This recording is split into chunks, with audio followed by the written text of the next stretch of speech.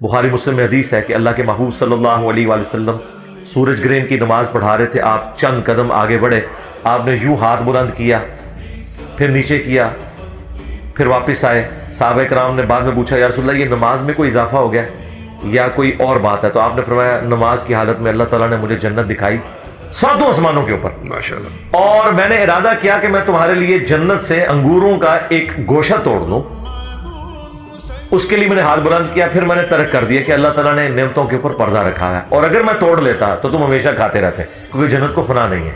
نبی علیہ السلام دنیا میں کھڑے ہو کر آپ کا ہاتھ مبارک 7 آسمانوں کے اوپر تک پہنچ سکتا ہے جب اللہ تعالیٰ چاہتا ہے۔ تو ظاہر ہے کہ نبی میں بہت بڑا فرق ہے۔ یہ کہہ تو دیتے ہیں وہابی کہ جی نبی کے بھی 2 ہاتھ اور ہمارے بھی 2 ہاتھ، نعوذ باللہ۔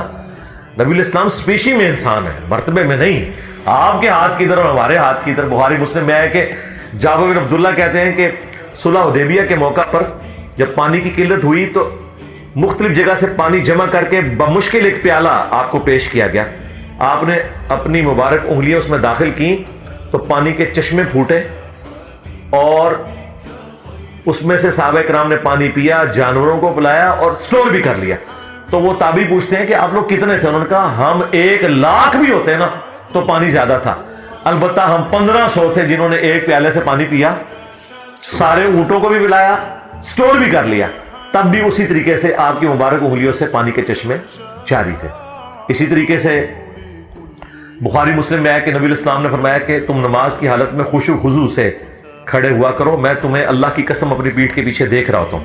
یعنی جب آپ جماعت کرواتے تھے نا تو آپ کو پیچھے نظر آتا تھا کون کھجلی کر رہا ہے، کون کیا کر رہا ہے، یہاں آپ کی آنکھ نہیں تھی، ہمیں تو یہ بس ادھر تک مشکل سے 180 ڈگری نظر آتا ہے، نبی علیہ السلام کو انہی 2 آنکھوں سے پیچھے بھی نظر آتا تھا۔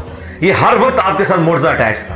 اس طریقے سے بخاری مسلم میں آتا ہے کہ آپ کے پسینے سے خوشبو آتی تھی اور صحابہ کرام آپ کے پسینے کو خوشبو کے طور پر استعمال کرتے تھے۔